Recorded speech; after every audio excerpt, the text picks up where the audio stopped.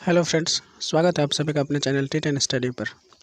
आज के वीडियो में हम लोग फिजिक्स का तीसरा चैप्टर करने वाले हैं, बल और उसके नियम यानी फोर्स एंड इट्स रूल।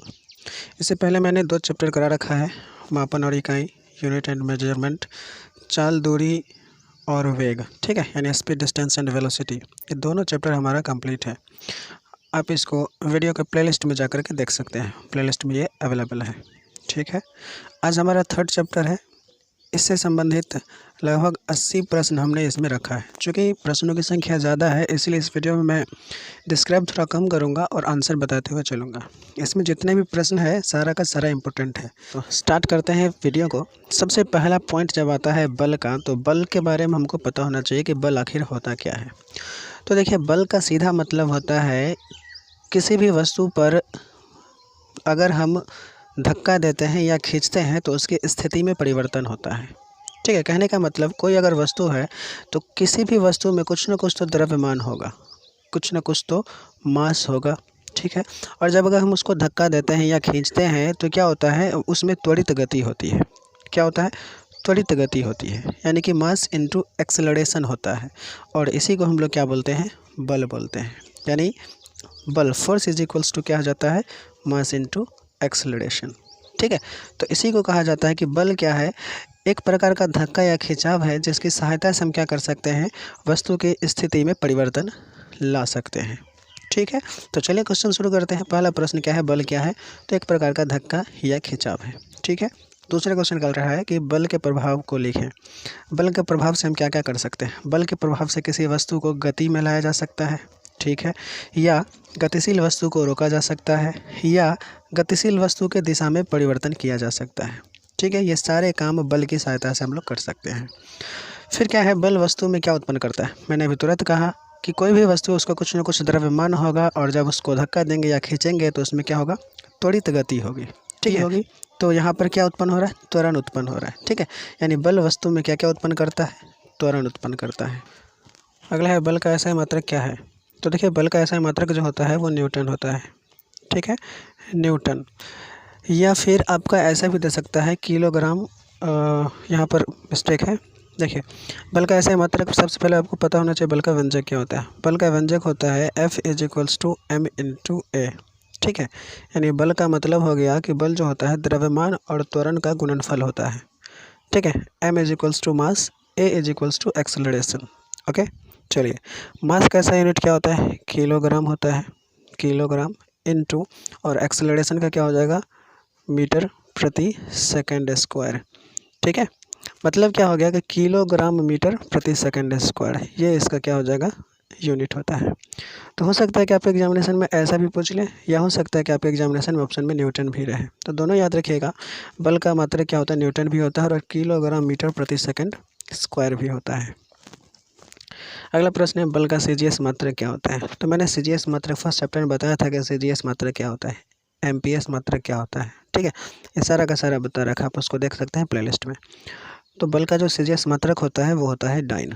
अगला प्रश्न है, स्वतंत्र रूप से गिर रही वस्तु की गति किसका उदाहरण है? ये काफ़ी इंपॉर्टेंट प्रश्न है, ये प्रश्न एग्जामिनेशन में बहुत बार रिपीट हुआ है। तो स्वतंत्र रूप से गिर रही वस्तुओं की गति जो उदाहरण है वो किसका है? एक समान त्वरित गति का उदाहरण है। अगला है, द्रव्यमान गुना त्वरण किसका व्यंजक है? मैंने अभी तुरंत बताया, द्रव्यमान गुना त्वरण जो है यह किसका व्यंजक है? बल का व्यंजक है। ये याद ही रखिएगा, क्योंकि न्यूमेरिकल भी आपका इसी से रिलेटेड बनेगा, ठीक है। तो बल का व्यंजक होता है। नेक्स्ट है, बल किस प्रकार की राशि है? सदिश राशि है। सदिश राशि किसे कहा जाता है? जिसमें क्या हो? दिशा और परिमाण दोनों हो। मैंने दूसरा चैप्टर में बताया था सदिश राशि के बारे में, और सदिश राशि के कितने सारे चीज़ हैं वो सारा का सारा डिस्कस कराया था। अगला है, बल वह बल जो किसी वस्तु के गति की दिशा के विपरीत कार्य करता है उसे क्या कहा जाता है? तो देखिए, गति के विपरीत अगर कोई बल कार्य करता है तो उस बल को कहा जाता है घर्षण बल। कैसे? जैसे कि मान लीजिए कि हम दौड़ रहे हैं या चल रहे हैं, तो हम आगे की ओर चल रहे हैं, लेकिन पैर के द्वारा पृथ्वी की सतह पर पीछे की ओर बल लगाया जाता है, इसी वजह से हम आगे चल पाते हैं। अगर मान लीजिए कि कोई ऐसा प्लेन सतह हो जहाँ पर घर्षण ना के बराबर हो, और तब हम वहाँ पर चलना प्रारंभ करते हैं, तो क्या होता है? हम स्लिप करके गिर जाते हैं, है ना। क्योंकि स्लिप करके गिरने का मतलब ही हो गया कि हमारा जो शरीर है वो आगे की ओर गति कर रहा था और पैर पीछे की ओर गति कर रहा था, जिसके कारण हम लोग मुंह के बल गिर पड़ते हैं। इसका मतलब है कि जो चलने के समय जो बल लगता है वह हमारी गति के विपरीत दिशा में लगता है, ठीक है। और विपरीत दिशा में पैर के द्वारा बल लगाया जाता है पृथ्वी पर, यानी कि घर्षण बल लगाया जाता है। ओके, तो वह बल जो किसी वस्तु के गति के विपरीत दिशा में कार्य करता है क्या कहलाता है? घर्षण बल कहलाता है। आगे घर्षण बल कितने सतहों के बीच कार्य करता है? तो 2 सतह, मैंने अभी एग्जाम्पल बताया, उसमें एक सतह पैर और एक सतह आप पृथ्वी को ले सकते हैं, ठीक है। तो यहाँ पर 2 सतहों के बीच क्या होता है? घर्षण बल कार्य करता है। आगे खिलाड़ी के जूते में कील का प्रयोग क्यों किया जाता है? देखिए, कील का प्रयोग इसलिए किया जाता है ताकि क्या हो सके? घर्षण बल का मान बढ़ पाए और दौड़ने में आसानी हो। आगे है चक्कों के बॉल बेयरिंग का प्रयोग क्यों किया जाता है? चक्कों में जो बॉल बेयरिंग का प्रयोग किया जाता है वो क्या होता है? घर्षण के मान को कम करने के लिए। अगर बॉल बेयरिंग का प्रयोग नहीं किया जाएगा, स्नेह का प्रयोग नहीं किया जाएगा, तो क्या होगा? वो एक दूसरे के ऊपर फिसल नहीं पाएंगे, जिसके कारण क्या होगा? घर्षण का वैल्यू जो होगा काफ़ी बढ़ जाएगा। आगे है, जब कोई वस्तु वृत्तीय पथ पर गति करती है तो उसके केंद्र से उस पर एक बल लगता है, उसे क्या कहा जाता है? अभिकेंद्र बल कहा जाता है, ठीक है। जैसे मान लीजिए सूर्य है, सूर्य पृथ्वी के चारों ओर जो मोशन करता है वह भी अभिकेंद्र बल का ही एक उदाहरण है ना। जैसे मैंने यहाँ पर 14वां प्रश्न लिखा है, सूर्य के चारों ओर ग्रहों की गति किस बल का उदाहरण है? अभिकेंद्र बल का उदाहरण है। अगला प्रश्न है, चुंबक द्वारा किसी वस्तु पर लगाया गया बल क्या कहलाता है? चुंबकीय बल कहलाता है, ठीक है। चुंबक में कितने पोल होते हैं? 2 पोल। जैसे मान लीजिए कि ये मैंने एक छड़ चुंबक बनाया, इसमें ये पोल इधर और एक पोल इधर है, यानी एक नॉर्थ पोल एक साउथ पोल। आखिर अच्छा एक चीज़ बताइए, पोल का मतलब क्या होता है?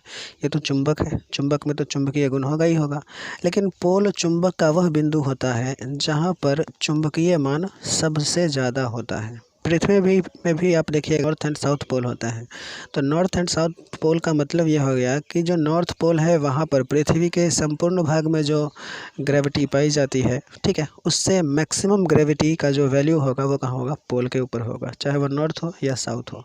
तो जहाँ पर ग्रेविटी का वैल्यू ज़्यादा होता है उसको हम लोग पोल बोलते हैं, ठीक है।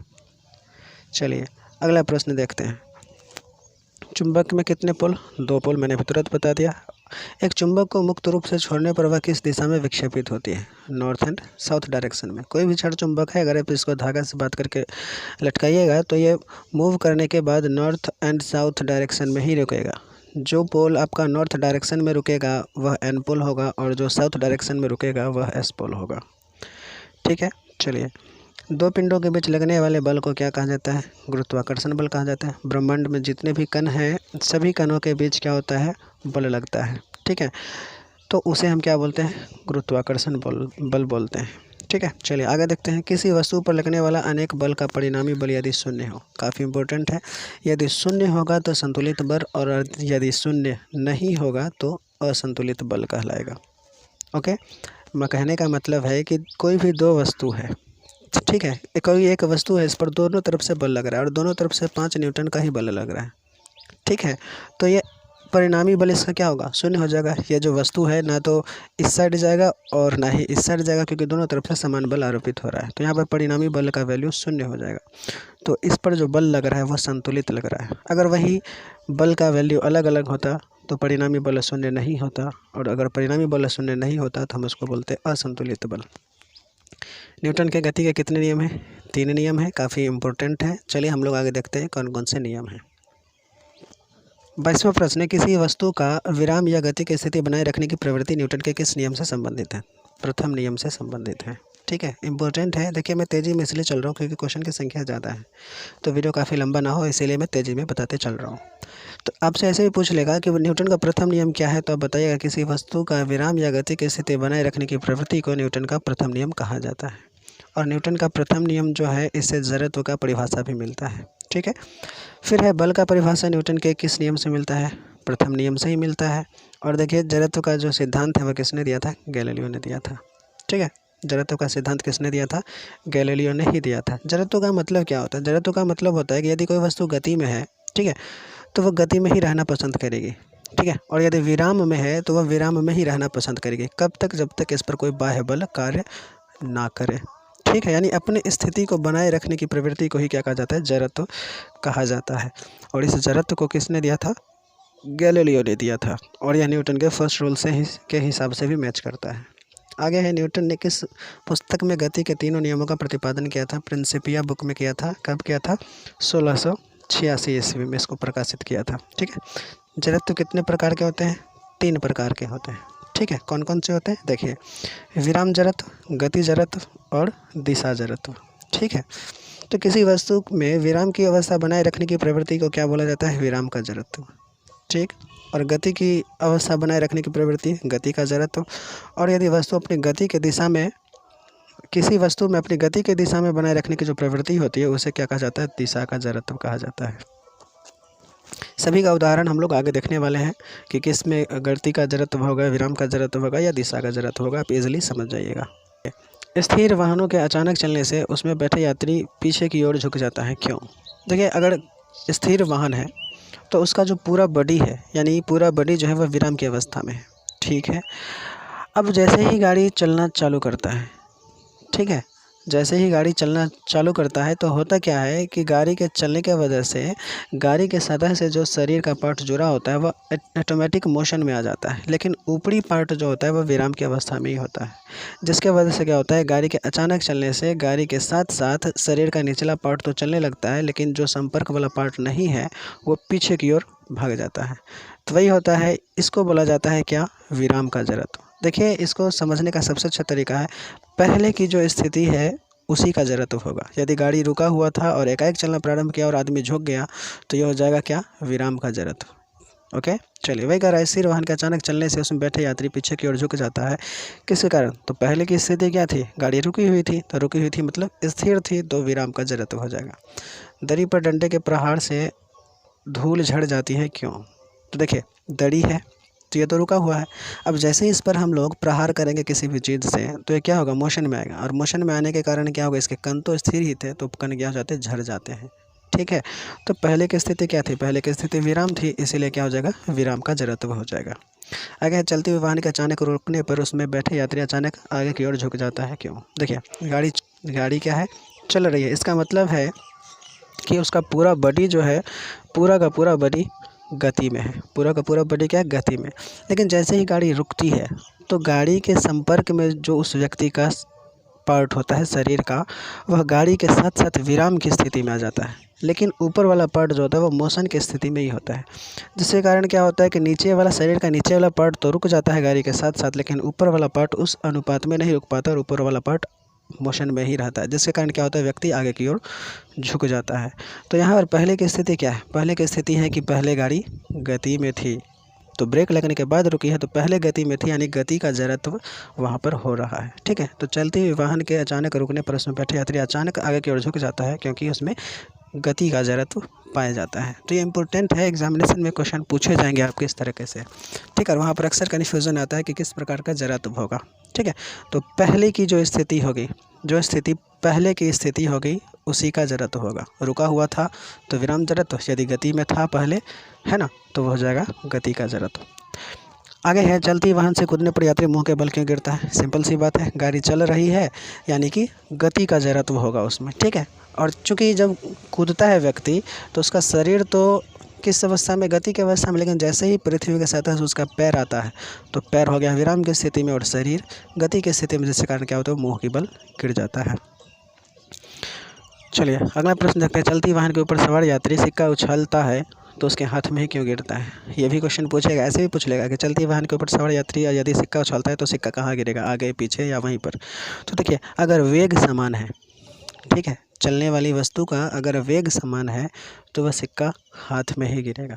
क्यों? क्योंकि मान लीजिए कि आप जितने वेग से किसी वाहन पर जा रहे हैं, ठीक है, जितना भी वेग से आप जा रहे हैं, तो उस सिक्का को जब आप उछालिएगा तो उस सिक्का में सेम वेग होगा, समान वेग होगा।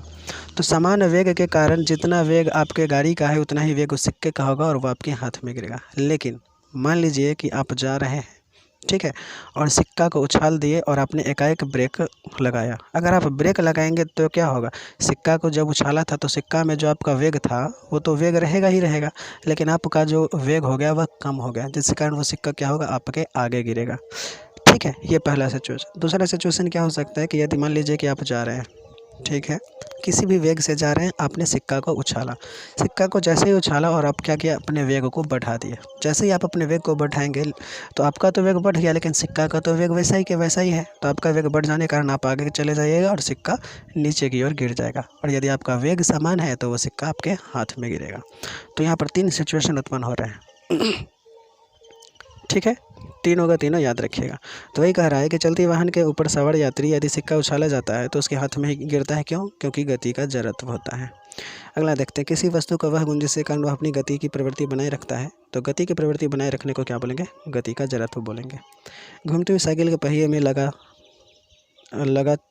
कीचड़ स्पर्शीय रूप से बाहर उड़ता है। ठीक है, कीचड़ होगा यहाँ पर, लगा कीचड़ स्पर्शीय रूप से बाहर की ओर उड़ता है। क्यों? तो यह उड़ता है दिशा के जड़त्व के कारण। ठीक है, जैसे मान लीजिए कि आप खड़े हैं, यहाँ पर खड़े हो करके आप क्या करते हैं, पत्थर लगा करके किसी रस्सी में और उसको चारों तरफ मूव कराते हैं। अब अगर मान लीजिए कि यहाँ पर से पत्थर टूट गया, रस्सी टूट गया, तो ये पत्थर क्या जाएगा, ऐसे भागेगा। अगर यहाँ से टूट गया तो पत्थर ऐसे भागेगा, यहाँ से टूट गया तो पत्थर ऐसे भागेगा, यहाँ से टूट गया तो पत्थर ऐसे भागेगा। कहने का मतलब है कि वह जिस डायरेक्शन में टूटेगा वह उसी डायरेक्शन में मूव करना चालू कर देगा। तो ये कहलाता है क्या, दिशा का जड़त्व। ठीक है, अगला है, जब पत्थर से रस्सी बांधकर चारों ओर घुमाया जाता है तो वह स्पर्शीय रूप से दूर भाग जाता है। मैंने अभी तुरंत बताया, किसके कारण? दिशा के जड़त्व के कारण। आगे, किसी वस्तु का वह गुण जिसके कारण वह अपनी गति की दिशा बनाए रखती है उसे क्या कहा जाता है? दिशा का जड़त्व कहा जाता है। न्यूटन के किस नियम से बल का व्यंजक प्राप्त होता है? द्वितीय नियम से। क्या है बल का व्यंजक? F इज टू क्या है, m/a है, ये बल का व्यंजक है। ठीक है, चलिए, बल का व्यंजक क्या होता है? द्रव्यमान गुने त्वरण, यही। ठीक है, और किसके गुणनफल को बल कहा जाता है? तो द्रव्यमान और त्वरण के गुणनफल को क्या कहा जाता है? बल कहा जाता है। अगला है, 1 न्यूटन का मान कितना होता है? तो 1 न्यूटन का मान होता है 1 किलोग्राम मीटर प्रति सेकंड स्क्वायर। ठीक है, याद रखिएगा, 1 किलोग्राम मीटर प्रति सेकंड स्क्वायर।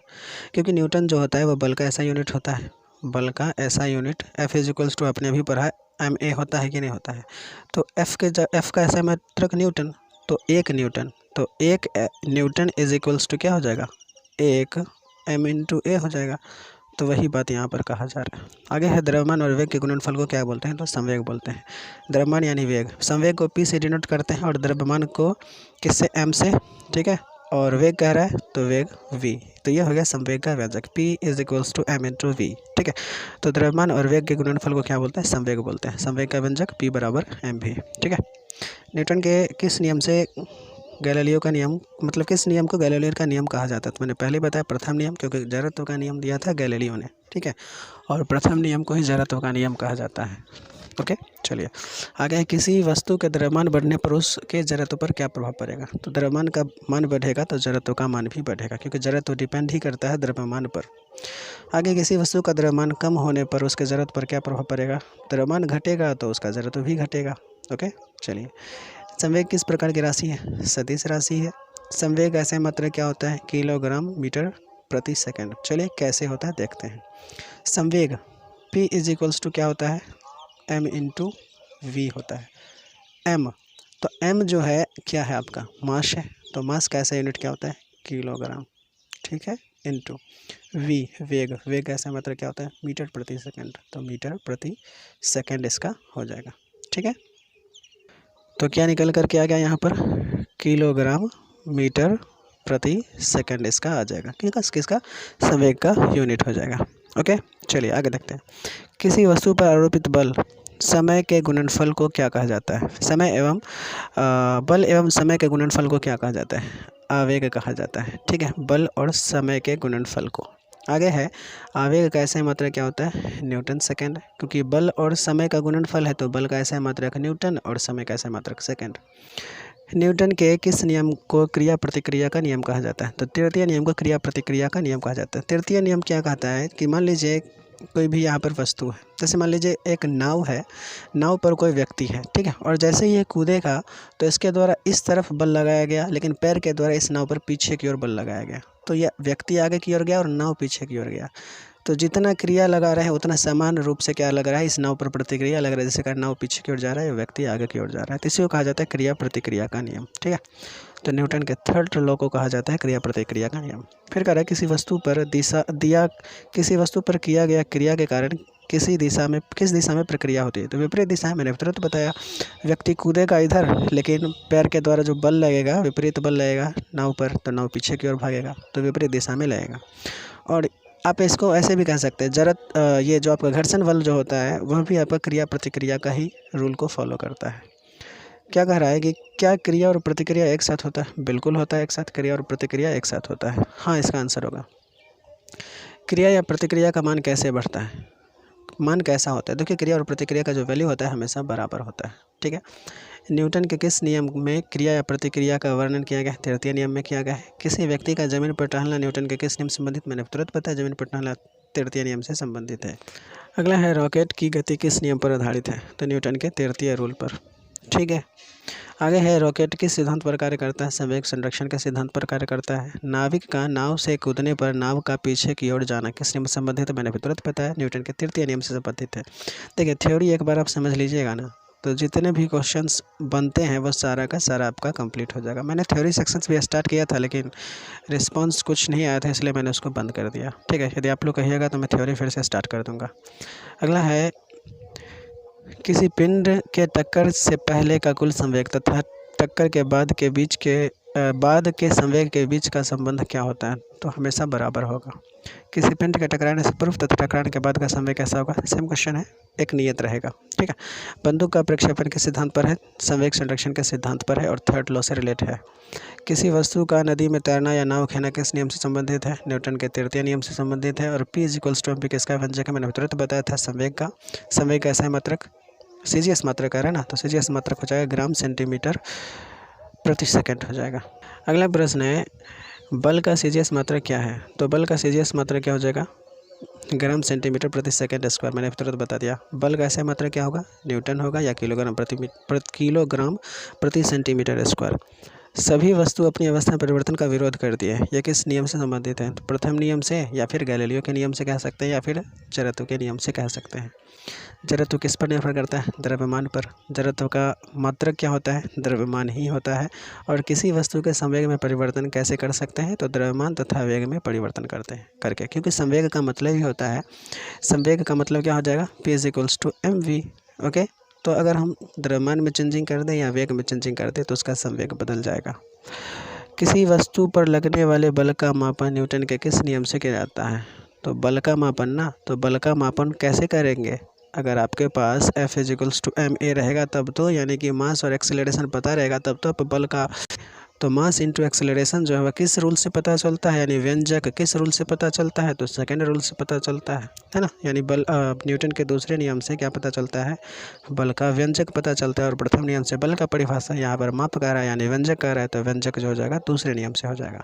तो फ्रेंड्स, इसमें टोटल 77 प्रश्न थे। ठीक है, और सारा का सारा इम्पोर्टेंट है। मैं एक बार फिर से सलाह देना चाहूँगा कि आप इसको कॉपी पर नोट कर लीजिए टोटल चैप्टर वाइज, और इसको अच्छे से याद कर लीजिए। या नहीं तो आप हमारे टेलीग्राम चैनल T10 स्टडी से जुड़ करके क्या कर सकते हैं, इसका PDF डाउनलोड कर सकते हैं। ठीक है, PDF का भी आप प्रिंट करवा के रख लें, बेहतर होगा। या आप लिख करके करें तो वो सबसे ज़्यादा बेहतर होगा, क्योंकि लिखने के समय आपका 50% याद हो जाएगा, और उसको यदि बार बार आप देखते रहिएगा तो आपके जहन में हमेशा रहेगा। ठीक है, वीडियो कैसा लगा कमेंट करके ज़रूर बताइएगा, और यदि वीडियो पसंद आया तो एक लाइक ज़रूर कीजिएगा। ठीक है, और कमेंट करके ज़रूर बताइए कि वीडियो कैसा लगा। तो मिलते हैं अगली वीडियो में चौथा चैप्टर लेकर के, तब तक के लिए धन्यवाद।